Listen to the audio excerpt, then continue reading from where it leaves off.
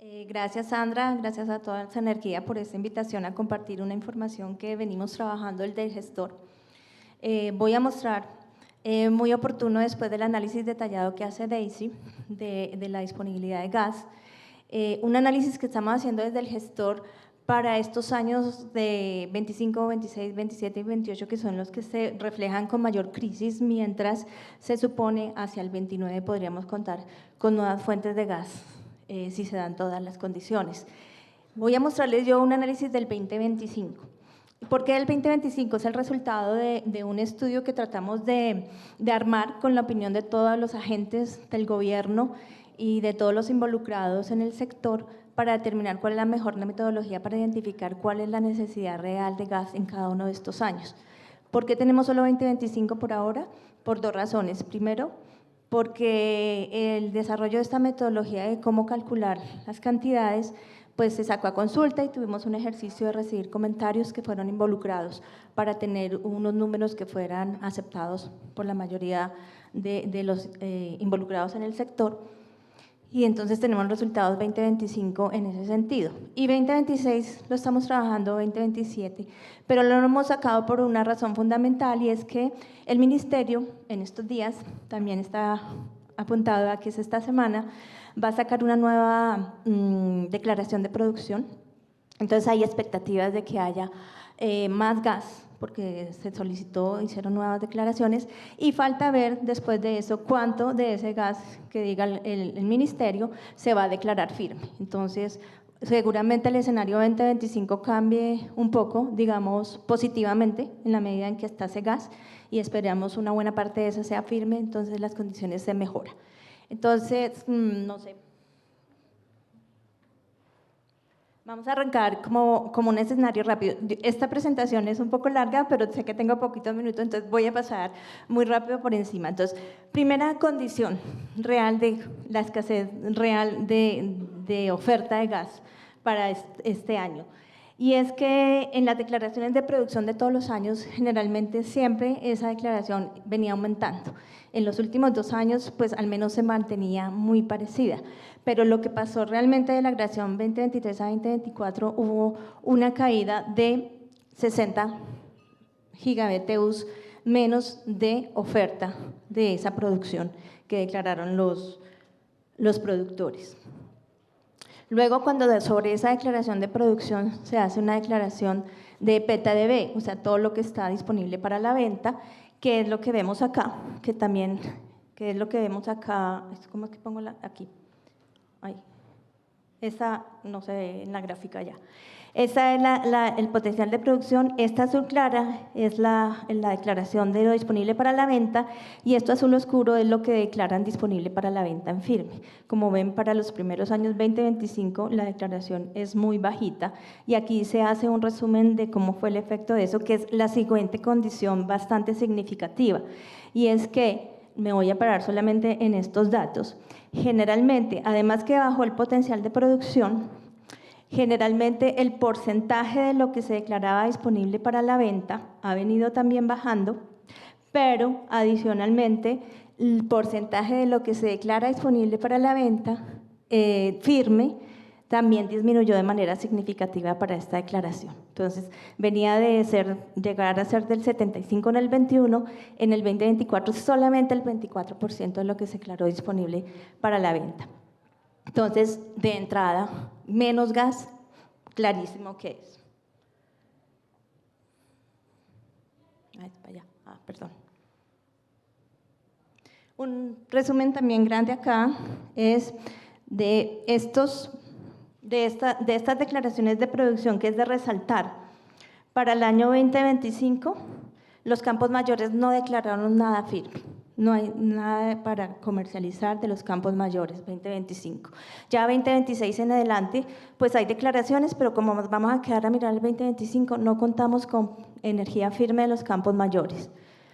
La energía firme que tenemos para el 2025 proviene de los otros campos aislados, campos menores, campos nuevos y campos en pruebas extensas. Entonces, nuestro análisis es muy simple.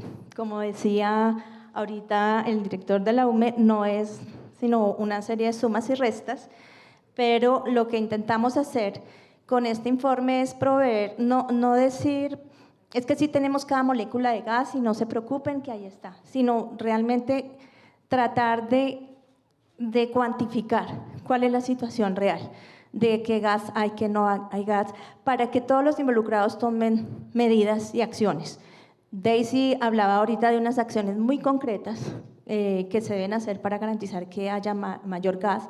Nosotros le hemos recomendado al gobierno, a raíz de esto, tomar acciones, por ejemplo, en unas cosas que estaba considerando Daisy en su propuesta, y es revisar qué está pasando con esas declaraciones de gas disponible para la venta y de gas disponible para la venta en firme, y obviamente las que hay antes en los procesos ya propios de los productores, y creo que el Ministerio ha tomado medidas en ese aspecto.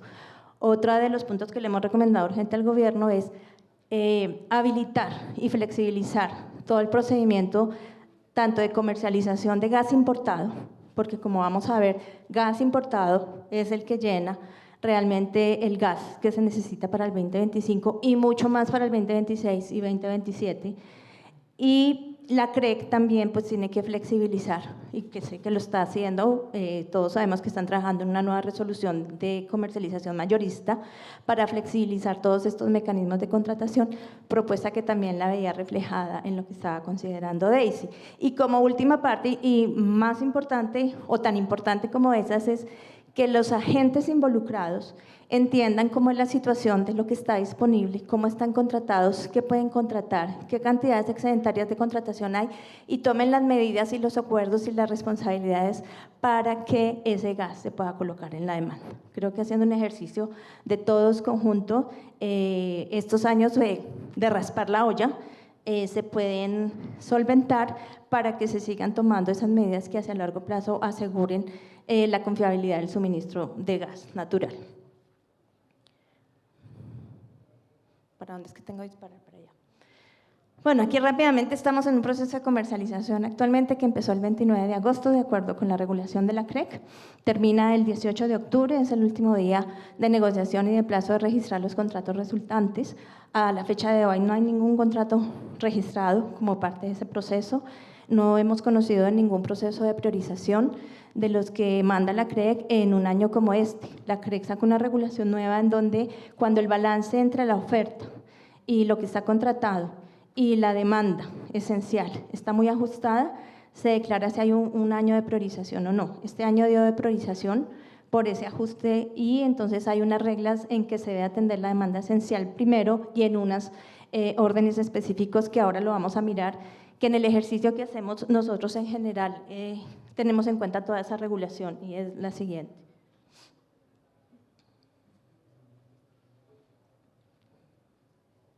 Bueno, ¿qué tenemos aquí para analizar en este ejercicio? Tenemos disponibles un total de 167 gigas que provienen declaradas de la PTDB y la declarada de importación para los diferentes meses, y este es el promedio más o menos de lo que es la declaración para este año. Nosotros estamos mirando sin campos aislados para este ejercicio, ¿y esto por qué? Asumir que lo que pongan los campos aislados disponibles para atender la demanda puede llenar la demanda cuando realmente no tiene acceso. Principalmente esos campos aislados atienden pequeños centros poblados, pero mayormente generación térmica, entonces no sería una distorsión muy grande decir no tenemos gas suficiente cuando no hay realmente acceso a esa demanda. Por eso aquí hacemos esta diferenciación, y es que vamos a contar solamente con estos 141 declarados, sin contar campos aislados, para hacer nuestro balance del ejercicio que estamos haciendo. Y desde el lado de esos 166, el total declarado fue de 43.5 para firme, pero estamos quitando los 14 que declaran los campos aislados por el criterio que le acabamos de hablar, entonces solo contamos con 27.8 de energía firme para atender la demanda. Entonces vamos a mirar cómo es este balance. Primer punto que quiero recomendar para tener en claro es el ejercicio del informe que está publicado se hizo bajo un escenario de condiciones hidrológicas normales. Eso se aclara en las consideraciones de ese informe. Y Y menos mal lo hicimos porque tan pronto salió, empezó el problema de la situación climática que nos puso pues en una crisis y que empezó a necesitarse el gas para otras condiciones y otras necesidades de atención. Entonces, al final de este ejercicio, voy a pasarlo rápidamente, hacemos un ejercicio considerando una situación crítica, que hay un cambio en las consideraciones. ¿Cuál es el balance general que hacemos? Primero, hacemos un análisis independiente costa e interior. ¿Por qué? Porque definitivamente al hacer un balance nacional a veces se esconden cifras que son muy importantes de identificar, sobre todo, por ejemplo, que en la costa hay más gas que en el interior, está en una situación un tanto menos grave, y en este ejercicio habría que ver si parte de ese gas que hay sobrando en la costa se trae al interior y se puede traer el interior. Para hacer el ejercicio hicimos un chequeo general, no con modelos dinámicos de fluidos ni mucho menos, sino simplemente contractualmente y físicamente cómo han operado los tubos para ver cuánto debería traerse de la costa al interior y si realmente era viable ese ejercicio. Y en términos generales, sí, las cantidades que hay que mover caben dentro de los tubos y caben con un ejercicio de cómo han operado en muchas ocasiones esos tubos. Entonces, por ese lado no hay ninguna condición de restricción. Además de hacer un análisis costa interior, ya les comenté, quitamos campos aislados para no distorsionar que hay gas disponible que realmente no estaría completamente disponible. El ejercicio entonces, ¿en qué consiste? Simplemente miramos cuánto es la proyección de la UMA escenario demanda media, que es el que usa oficialmente la CREC para todos sus cálculos. Miramos qué de esa demanda está contratada en firme, en contratos registrados ante el gestor, contratos firmes. Y luego entonces identificamos cuánto es la necesidad de contratación y lo comparamos contra el gas que está disponible. Y vamos llenando con un criterio de priorización que estableció la CREC para ver cuál es la situación. Entonces, en términos generales, este es el balance de la costa. Y lo que le sucede a la costa es lo siguiente. Este es el orden de priorización de la demanda esencial. La CREC dice primero compresoras, después residencial y comercial, después gas natural vehicular y luego refinería. Esta priorización la ordena en que los procesos de comercialización de este año deben atender esa priorización y deben mostrar que se hizo esa priorización antes de vender el gas a otros sectores. Hay un criterio de que deben hacer ante el gestor público en donde van a hacer esos eventos, digamos, de priorización, de cómo lo van a hacer y cómo van a hacer esos procesos de concurrencia para que llegue la demanda y solicite. Lo deben registrar ante el gestor, no lo han hecho, ninguno está, por lo pronto, no nos ha avisado de una publicación, igual, entonces esos procesos de comercialización podría ser que no han empezado. Hay algún entendimiento regulatorio de que no necesariamente es obligatorio hacer el proceso de concurrencia, pero sí tiene luego que mostrar que priorizó de alguna manera la asignación de esos contratos. Entonces, cuando vemos esto, ¿qué es? Demanda compresoras de la costa. Vemos que no tiene nada contratado para el 2025. Lo que necesita, según la proyección de la UME, es cercano a 4 gigas, o sea, tiene una necesidad de contratación en firme de 3.8. Lo puede tomar de lo que está disponible firme, que vimos antes, y podría entonces contratarse 100% firme, como le exige la regulación, porque hay gas disponible para contratar en firme. Luego viene residencial y comercial. Tiene contratado en firme 39 gigas, la proyección de la UME es de 49, o sea que tiene un faltante de 10 más o menos gigas. Quedan todavía 8.8, casi 9 gigas firmes disponibles. Lo que hacemos es que suponemos que la contrata y queda con un déficit de 1.3 gigas en firme, que este es el siguiente supuesto de nuestro ejercicio, es como las moléculas de gas existen independientemente, y entendemos que es real, que ese gas declarado no firme puede tener, no ser firme, pues no tiene la certeza que se va a contar con él, se prefiere nunca contabilizarlo, pero finalmente son moléculas de gas que existen. Y en esta raspada de olla, pues hay que mirar cuál es el gas que hay, cuál es el gas que está disponible, y en este ejercicio es que hacemos, entonces suponemos que puede con PTDB y CIDB disponible, declaradas, contratarse y entonces quedaría en firme un 97% y un 100% con el resto. Podría contratarse completamente. El gas natural vehicular son dos situaciones especiales. En el gestor aparecen contratados 40 gigas, la proyección de la UDME y la demanda histórica de este sector en la costa es alrededor de 8, o sea que se observa una contratación excedentaria de 32 gigas. Él entonces está contratado 100% firme y no tendría ningún problema. ¿Por qué no hacemos un análisis acá de esta contratación excedentaria? Porque primero hacemos un ejercicio del primario. El primario es qué moléculas de gas están todavía sin contratar, están allá en los campos, van a salir y se pueden contratar y hacemos el balance del primario. Cuando vemos esta contratación excedentaria, obviamente ya son moléculas del gas sobre las cuales hay un derecho contractual adquirido y eso se debe negociar de una forma distinta. No es una negociación de las moléculas en el primario, sino que tiene que ir al secundario. Entonces, en esta primera barrida, pues miramos cómo sucede, cómo se contrata la demanda en el primario, que es el ejercicio normal del proceso de comercialización que establece la CREX que están dando. Entonces, luego vamos a refinería. Refinería tiene contratado en firme cerca de 56, la proyección de la UME es de 72, las necesidades de ellos es del orden de 30, 31. Ellos ya bueno, este ejercicio de la refinería, ¿dónde está? Aquí. Tiene un pendiente de 16, que se podría contratar firme 78, pero con el resto 100%. Esto es lo que vemos contratado en el gestor y lo que gestiona en el mercado, pues porque ellos tienen su otro gas que ya lo han declarado como comprometido para atender su demanda. Estas son necesidades con las que sale al mercado para completar sus necesidades de gas en la refinería. Luego entonces pasamos a la no esencial. La no esencial comenzamos con el industrial. El industrial tiene un contratado en el gestor de 86, la proyección de la demanda es de 55, encontramos que tiene cerca de más de 30 gigas sobrecontratados, o sea que el ejercicio es igual. En el primario no necesita, está contratado firme, no tiene problema.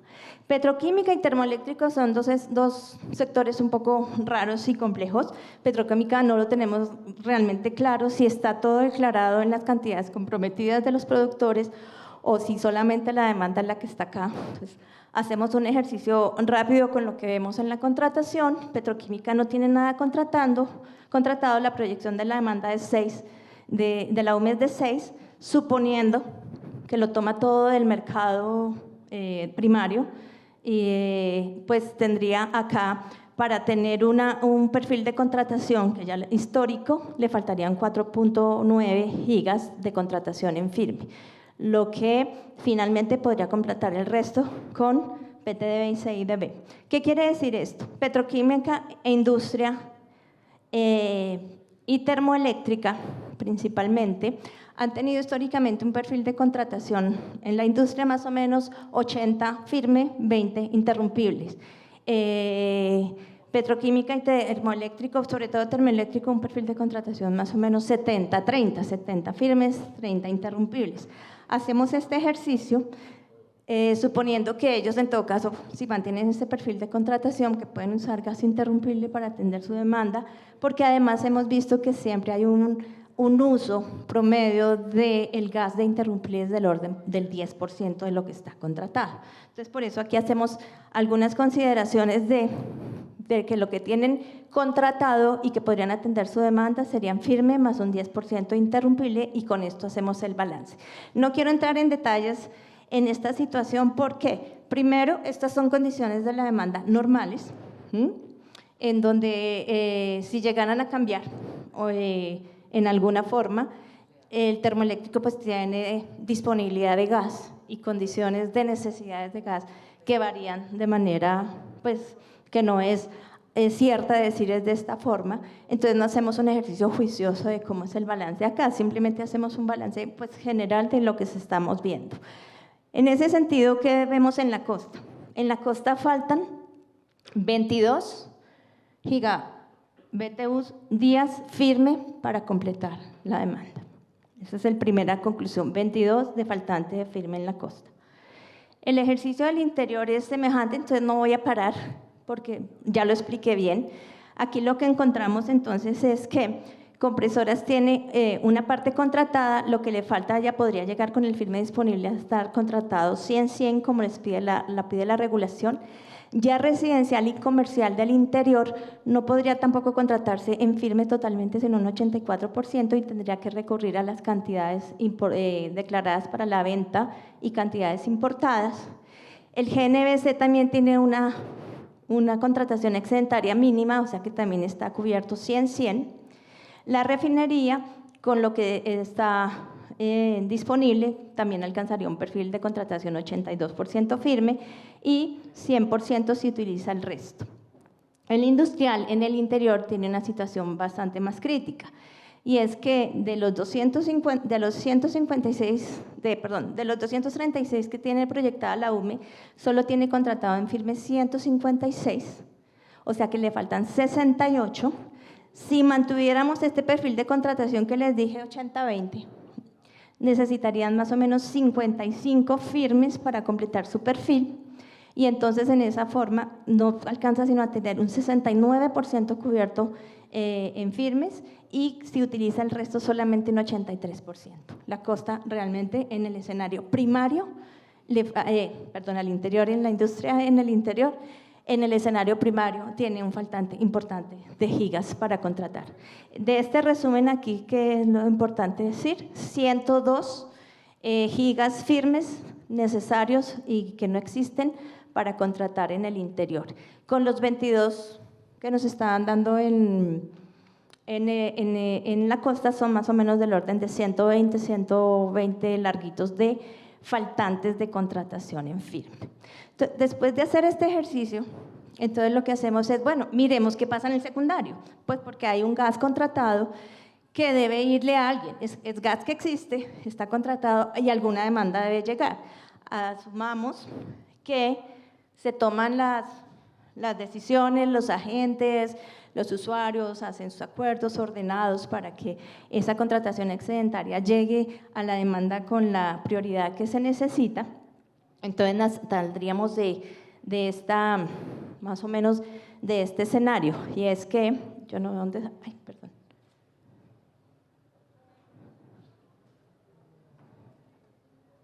Ya. Y es que la demanda esencial, ya sumando costa interior, tiene un faltante firme de 64, y la demanda industrial, sumando costa interior, tiene un faltante de 55.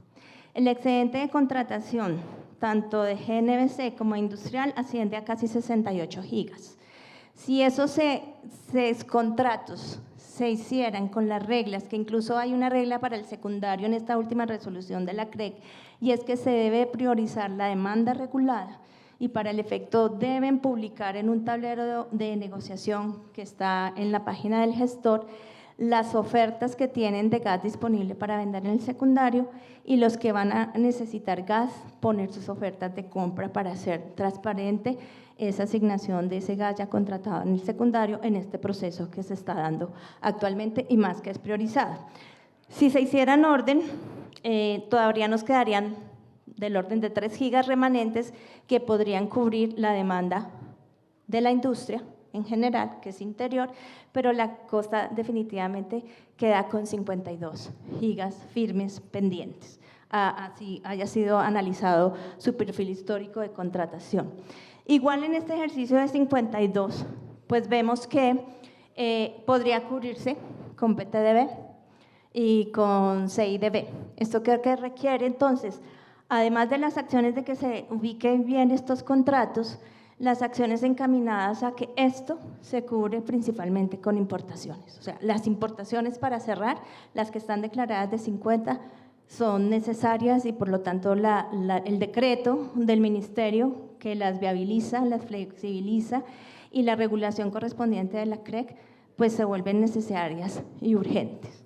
Esto es un escenario normal. Ahora viene un escenario más complejo, que es el que estamos viendo hoy, condiciones críticas, y que si se mantiene en el 2025, pues el escenario es un poco más fuerte, si bien este ejercicio lo estamos suponiendo que todo el año 2025 fuera crítico. Pues porque el criterio que usamos no lo podemos separar y ya les digo cuál es el criterio. Entonces, puede ser, digamos, más apretado en un momento del año, un poco menos apretado en el segundo semestre del año. ¿Cuál es la diferencia con el ejercicio anterior? De todas esas contrataciones firmes que estábamos viendo, que vemos contratadas las diferentes demandas, ahí se cuentan unos contratos que son firmeza condicionada. Esa firmeza condicionada, ¿qué es? Que cuando se dispara el precio en bolsa y se llega a un 95% del precio marginal de escasez, se atienden primero las opciones de compra, que generalmente van a la demanda térmica, y se suspenden las de firmeza condicional. Entonces hicimos una revisión de esas contrataciones firmes, cuánto era condicionado y cuánto era opción de compra, pero también muchas veces la demanda, no solamente la térmica la que contrata opción de compra, la demanda contrata firmeza condicionada y también contratación de compra. Entonces el balance final para cada demanda es: quitamos la firmeza condicionada y miramos cuánto tiene de opción de compra, porque esa sí es si se dispara, esa sí es entrega firme para esa industria. Se baja un poco los niveles de contratación y entonces aquí nos bajan un poco los niveles de contratación. Los escenarios que vemos acá, por ejemplo, es en este caso la sobrecontratación o la contratación excedentaria que veíamos en la costa baja de 31, creo era, a 21, porque parte de eso era contratado firme condicionado, y la sobrecontratación industrial, que era del orden de 32, baja a 6, porque era firmeza condicionada. Listo, ya voy a terminar, Sandra, este es el último cuadrito. En este escenario son 22 que nos faltarían de firme, porque deja de tener esa firme la demanda. En el siguiente escenario, que es semejante, incluso el gene vehicular en el interior le faltaría, pasaría a estar sobrecontratado a que le faltara, es del orden de 117, lo que nos da un faltante más o menos de 135 firmes en total para el año 2025. Y esta, que es la última, es finalmente, cambia en este escenario, si se dan las condiciones críticas, aún la demanda esencial tendría un faltante de 28 gigas y el resto de la demanda industrial subiría casi 58 gigas. Esto pues aumenta obviamente ese faltante, y las medidas que se deben tomar en todos los sentidos, especialmente la importación, son las que se hacen viable, porque en el corto plazo pues no se ve una fuente diferente a lo que se pueda importar para satisfacer esa demanda. Entonces, bueno, ya, ese es como el resumen general de la presentación. Muchísimas gracias. Y yo quisiera hacer algunas consideraciones previas que me parecen bien importantes, haciendo un resumen de las intervenciones que hasta la fecha se han tenido, antes de darle la palabra a los panelistas y que nos puedan expresar comentarios sobre algunas preguntas que tengo. En primer lugar, es que ustedes afirman que se han hecho una serie de inversiones en la industria y que esas inversiones deben de respetarse. Yo no puedo estar en desacuerdo con eso, pero ese no es el tema. El tema es que todo lo que se haga hacia el futuro no se puede hacer de un momento a otro. Es necesario tomar una serie de decisiones por parte de la industria que realmente requieren tiempo, requieren evaluación y requieren realmente análisis e inversiones también hacia adelante. Varios de los presidentes de las compañías que aquí nos ocupan y que están presentes acá, otros que no, nos dicen: yo necesito por lo menos 1 año y medio, 2 años para reaccionar en relación con toma de decisiones, inclusive irme de Colombia. Porque si necesito irme de Colombia, yo tengo que cambiar mi estructura productiva para otro lado. Entonces, a mí sí me da una real, diría yo, me genera una molestia el que estemos todavía desconociendo cifras reales que en este momento hay desde hace un buen tiempo y que están vigentes. Es decir, la realidad del déficit de gas a partir del año 25, que se hace realmente importante en el año 26, 27, 28 y 29, es algo que tiene que sincerarse y debió de haberse hecho desde hace algunos días. Estuve en una maravillosa invitación hace unos días hecha por Banti en relación con el tema de toda esta panorámica del gas, y yo todavía oía con sorpresa a algunas personas dentro de los panelistas manifestando que no había problema con el abastecimiento de gas para el año 2026 hacia adelante. Eso no es así. La realidad es que tenemos un punto claro de déficit para efectos prácticos. El otro tema que quiero también resaltar, y aquí casi que voy a comenzar en un momento con las intervenciones, es el siguiente. Esto no es, oí en la intervención del primer panel, que hay que creerle a la gente. Claro que hay que creerle a la gente, pero no ese es el punto. El punto es que necesitamos hechos reales con respecto a las realidades de las cosas. Estamos jugando con la importación de Venezuela desde hace como 6 meses, que sí, que entra, que no entra, que sí sé cuándo. Eso no va a entrar. No va a entrar. Entonces quitémonos esas alternativas encima de la mesa para llegar a concluir cuáles son las que realmente tenemos en realidad hacia adelante. Y quisiera comenzar entonces con la primera pregunta, si eres tan amable, Rodolfo. Es que nos estamos dando por enterados y como algo totalmente válido que hay una prioridad de la demanda esencial sobre la industrial. Discutamos eso. ¿Por qué? ¿Cuál es la razón por la cual el residencial, el señor del GNB, el señor, no discuto, por ejemplo, el tema de las compresoras de transporte de gas, porque como bien decía el presidente hace unos buenos días de la EBE, pues si no tengo gas para mis compresoras, pues no puedo transportar el gas. Pero ¿por qué el sector residencial y el sector de GNB tiene prioridad sobre el sector industrial? Ustedes se observan y si hay alguien que tiene la posibilidad de contradecirme, bienvenido, pero estoy hablando con algunos amigos que están viviendo una situación muy complicada en el Ecuador también en la parte eléctrica. Y quisiera precisar lo siguiente, allá la prioridad la tiene la demanda industrial. Es que si la demanda industrial no tiene prioridad, el país totalmente se paraliza.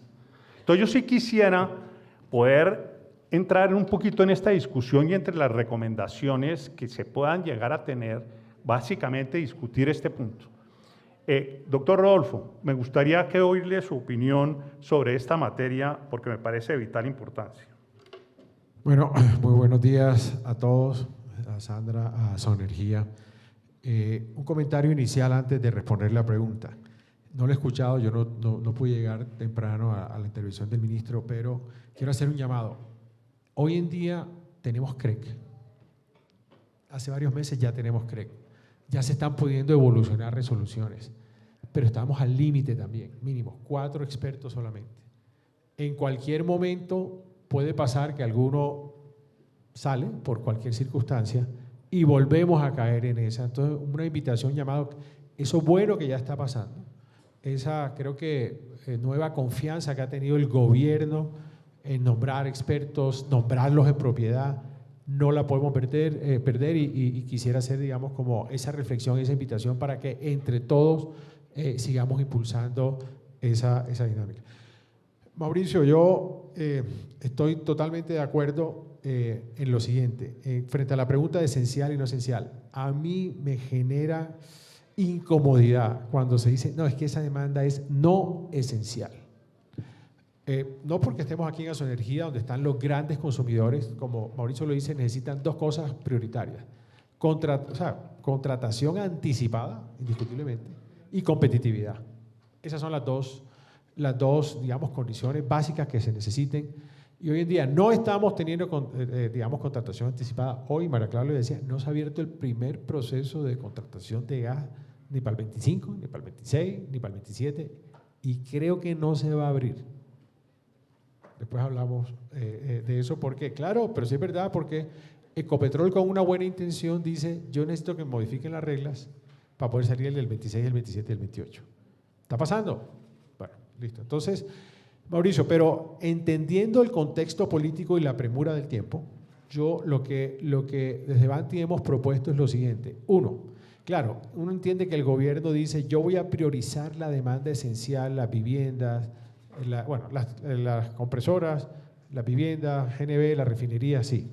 Pero tienes razón en algo, muchos de ellos tienen sustitutos. Y te pongo un ejemplo. ¿Por qué el autoconsumo de un productor no se prioriza? Una cosa es la refinería, que puede tener una discusión de que se requiere para producir los combustibles, listo. Pero el autoconsumo, ¿por qué no se prioriza?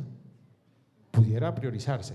Ahora, entendiendo la coyuntura, lo que hemos propuesto es lo siguiente, listo, que no se priorice la asignación de los contratos, sino que el distribuidor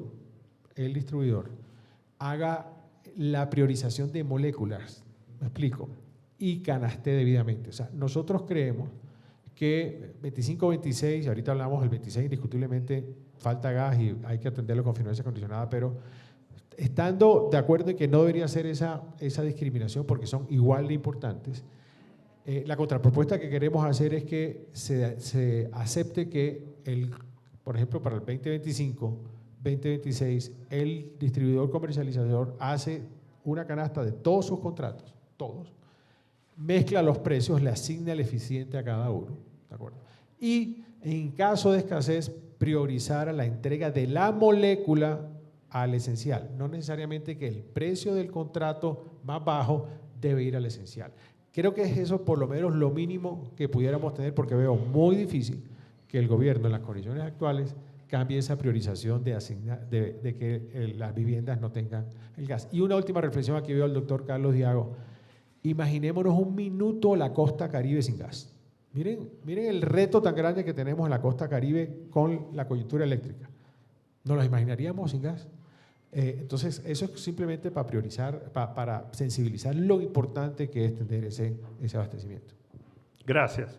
Sí, es que la pregunta era bien importante porque si hubiera una priorización y de nuevo dentro de la muy importante serie de cifras que nos hemos, recibido de parte de las diferentes anteriores panelistas, la verdad es que si la prioridad se da sobre la demanda esencial, que como bien dices, puede tener sustitutos. El señor de GNB puede consumir gasolina. Varios de las estructuras residenciales pueden, utilizar estufas de GLP o pueden utilizar estufas de energía eléctrica, etcétera, etcétera. Pero si la estructura se llevara con una prioridad exacta desde el punto de vista contractual, por lo menos las cifras nuestras nos darían que hacia el año 2026 el total de la demanda del interior del país industrial estaría desabastecida en un 36%. Para el año 2027 en un 54%, para el año 2028 en un 77% y para el año 29 en un 94%. Y esto es el otro tema.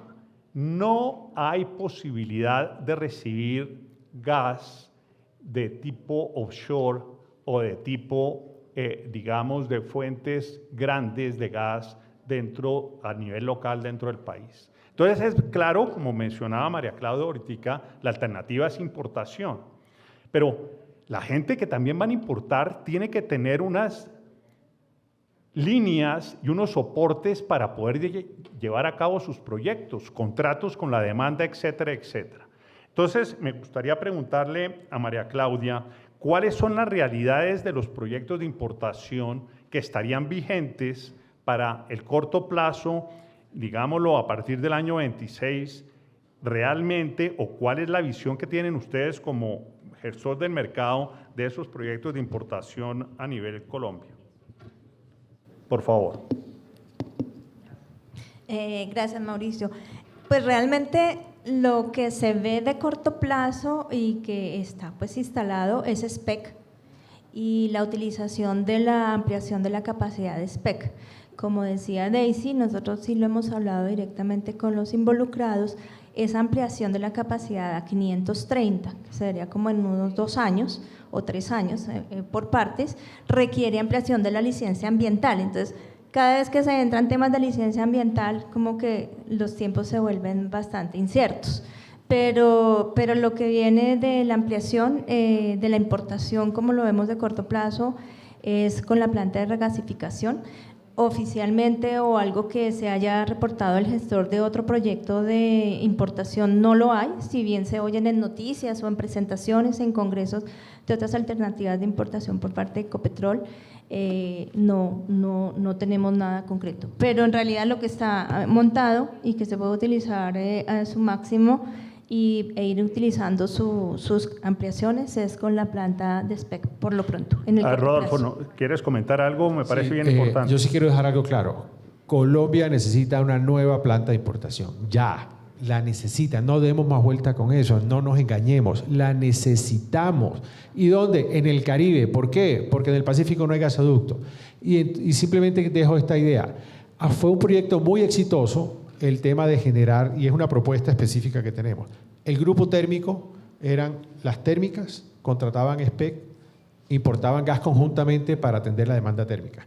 Creo que el mejor que puede viabilizar un proyecto de importación es las distribuidoras del interior del país o las distribuidoras de Colombia, crear el grupo de las distribuidoras, tener nuestra propia planta de regasificación y con eso asegurar el abastecimiento de la demanda. Y si esa decisión se toma con decisión y con voluntad, ese grupo, llamado no grupo térmico, sino la distribuidora, podemos tener gas en el 2027, gas importado, para la demanda que tiene mayor capacidad de pago, que es la residencial, y pudiéramos liberar todo el gas nacional para la industria y de esa forma equilibrar la economía del país y el abastecimiento de gas. Esa sería la propuesta. Bueno, esa me parece una propuesta concreta y específica que vale la pena no solamente colocar, sino impulsar rápidamente encima de la mesa. Pero fíjense que aquí lo que está apareciendo es la necesidad de que los grupos privados tomen el liderazgo en este tema. Y si nos llegan a preguntar, sin lugar a dudas, cuál es la función o la posibilidad de manejar estos temas por parte del gobierno nacional, creo que la respuesta está clara. Ayúdenos con la licencia ambiental, hagan un fast track en relación con eso, con los permisos portuarios, con la serie de cuestiones. Y si dejan a los entes privados tomando la iniciativa de este aspecto, me parece que pudiéramos llegar a un puerto relativamente razonable. No puedo dejar de mencionar, porque me encanta mencionarlo cada vez que lo puedo hacer, es la pérdida de tiempo que tuvimos con el proceso de la regasificadora del Pacífico. Estoy totalmente de acuerdo con Rodolfo. Si esto se hubiera montado rápidamente desde la estructura de la costa atlántica, estábamos en un campo completamente diferente. Bien, quisiera pasar a María Virginia y comentar o hacerle la siguiente pregunta. Desde el punto de vista de viabilidad, porque si ya estamos concretándonos que necesariamente necesitamos el gas importado como la fuente más adecuada, por lo menos de aquí hasta el año 2030. El tema de la estructura de transporte nos es fundamental. Y aquí seguimos todavía discutiendo si debemos de utilizar, y con respeto le digo a mi amiga Daisy, que el tema no es por pasos, tiene que ser de un solo golpe totalmente la estampilla de tipo nacional. Pero las razones no son exclusivamente el hecho de costos, es que es la única forma de poder dinamizar el mercado. Y esa dinamización es que el señor X, voy a poner un ejemplo de Canacol, tome el teléfono y cierre un negocio con alguien que esté localizado en Cali desde el punto de vista industrial. ¿Ustedes se imaginan esa posibilidad, lo que significaría, donde los transportadores no sean sino sujetos pasivos conectantes entre las dos puntas fundamentales que tiene realmente el mercado, que son la oferta y la demanda? Yo sé que tú has estudiado bastante este tema. en diferentes momentos y me gustaría oír tu opinión sobre este aspecto de la estampilla como característica fundamental en el caso de transporte. Por favor. Aló. Hola. Muchas gracias. Pues primero quiero aclarar que estoy acá como Drummond Energy, no como consultora independiente. Entonces, pues evidentemente tengo una perspectiva desde el productor comercializador y pues en primera instancia la preocupación que nace pues de todos los comentarios y de todas las, digamos que de todo lo que se ha expuesto, pues es la ruptura de la demanda. Y pues antes que pues mirar evidentemente cómo estaba constituido pues el Sistema Nacional de Transporte y todo eso, pues obviamente es esa preocupación lo relevante y la competitividad pues en este caso de la industria y de lo que se requiere hacer pues precisamente para no tener esa ruptura. Siguiendo los otros puntos pues se requiere evidentemente importación en el corto plazo.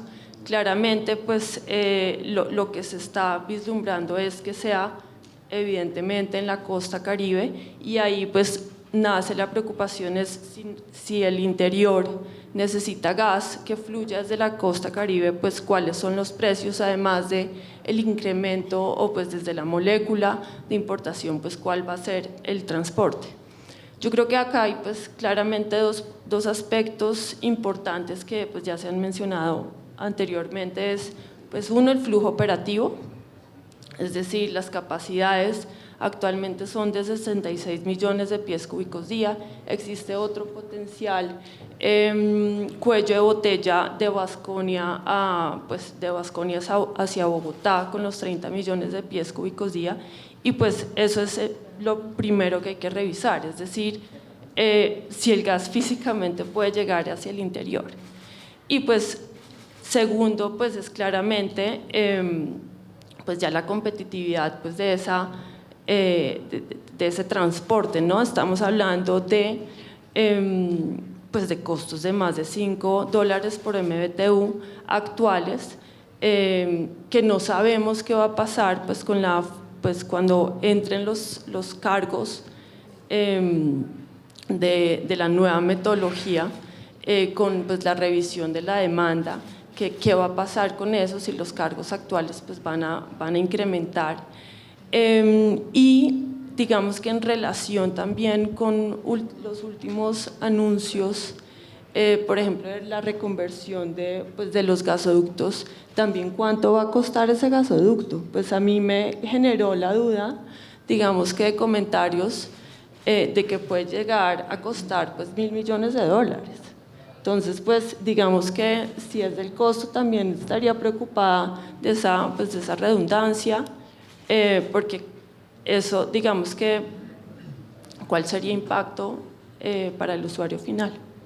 Bueno, gracias María Virginia. Ya creo que se nos está acabando el tiempo y en aras de hacer el break, quisiera hacer dos preguntas muy breves que me gustaría aclarar. Uno, pues tú siempre estás muy bien informado, Rodolfo, y veo que con muy buena o de una muy buena fuente nos estás diciendo que lo más probable es que no haya proceso de contratación. Esa de verdad que nos llama poderosamente la atención porque, de nuevo, es otra vez las señales que son nefastas para el mercado. Acabamos de ver ahorita muy bien de María Claudia, todo un proceso lindísimo, estructurado, y ahora resulta que el proceso no se va a poner en marcha. Adelante. Bueno, la verdad es que sí es una conversación, nunca pensábamos que íbamos a estar en estas. Y es lo siguiente, el cronograma se acaba el 18 de octubre, estamos a 10, no ha arrancado. ¿Cuándo había pasado eso? Nunca. Nunca. Ahora, ¿por qué razón? 3 informaciones importantes. La primera, Ecopetrol lo había dicho claramente, no tengo nada para el 25, pero voy a ofertar o el 26, y o el 27, y o el 28, ¿de acuerdo? Pero ya nos dijo directamente, esto no es información con él, dijo, miren, nosotros queremos aumentar el gas que vamos a producir, a poner al mercado en firme en el 2026, puede estar relacionado con la declaración que dice María Claudia, Pero realmente lo que ellos quieren hacer es vender la cuña, o sea, como en enero arranca alta y termina baja, es, digamos, poder colocar un poco más de gas.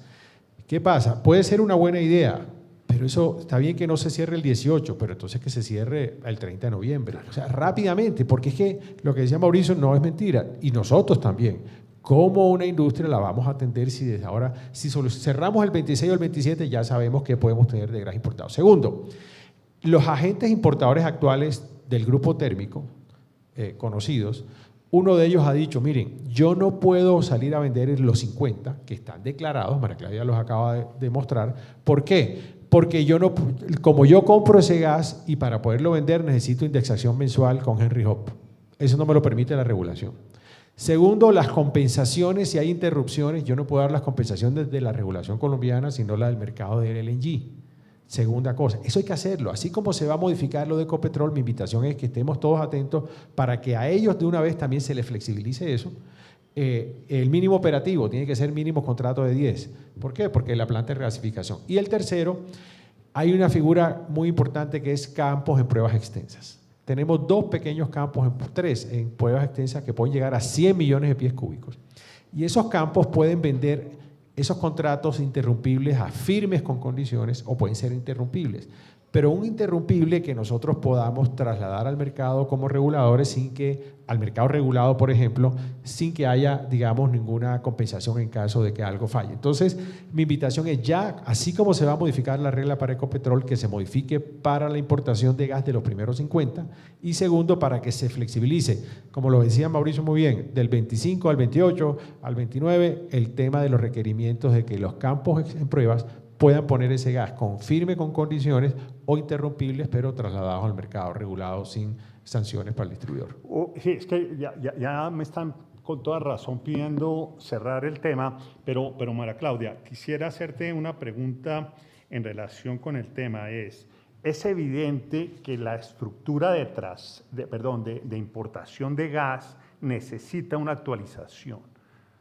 ¿Qué es lo que está faltando para que se produzca el sonado decreto, o qué es lo que tú tienes de conocimiento para que ese sonado decreto permita y flexibilice las importaciones de gas, que nos puedas comentar rápidamente? No sé cuál es, sé que está en precedencia, varias veces ha pasado, pero que también ya está que sale cada día. Pero definitivamente, como dice Rodolfo, es súper importante de corto plazo agilizar eso por los problemas que tienen los contratos actualmente de importación a la luz del mercado primario como está regulado hoy en día. Pero adicional a lo que está diciendo Rodolfo, yo sí quiero aclarar una cosa. La comercialización que se está dando y se acaba el 18 de octubre es la comercialización del primario, y lo que realmente tiene esas reglas que se acaba ahí son para los campos, digamos, que llamamos mayores, que tienen más de 30 gigas diarios de oferta. Como ustedes vieron, ellos no tienen ninguna declaración en firme para negociar, entonces por eso, entiende uno, no han salido a negociar. No han salido a negociar el resto de PTDB por alguna otra razón, pero lo que sí se sigue negociando es campos menores, campos aislados, campos en pruebas. Ellos sí no tienen una regla de negociación en el tiempo, ellos pueden negociar en cualquier momento del año, entonces pensaría uno que están también en el proceso de definir qué es lo que tienen disponible, las nuevas declaraciones para empezar a hacer las negociaciones. El que tiene las restricciones son los de los campos mayores. Sí, claro, pero no hay duda que para el interior del país la definición de Ecopetrol en Cusiana, Cupiagua y Cupiagua Sur es fundamental. Sí, 2026 no se ha ofrecido nada y puede ser por una razón, están esperando complementar la declaración y luego sí la ofrecen y además porque la pueden ofrecer el año entrante. No necesariamente la tienen que ofrecer este año, sino que la modifican. María Claudia, la señal para los industriales es vital. Claro. Última pregunta, María Virginia, que me parece importante, es lo siguiente, y si hay alguien del ministerio aquí, me encantaría poder hablar un segundo con ellos. Es lo siguiente, es el tema de los sustitutos. Ahorita estamos colaborando varios industriales en relación con una generación térmica interna bien importante que está viabilizando la situación eléctrica en el país.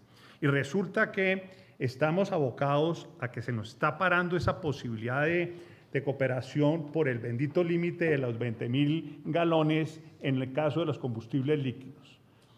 Tú lo viviste la vez pasada, ¿cómo pudiste solucionar ese tema que me parece importante porque está totalmente álgido y vivo en este momento? No ha habido forma de poder contar con un apoyo para que nos puedan liberar ese consumo máximo como industriales de los 20.000. ¿Qué opinión tienes al respecto? Y aquí cerramos, por favor, por razones que ya... Yo voy a salir por el lado de allá porque si salgo por el lado de acá, Sandra me va a matar, pero...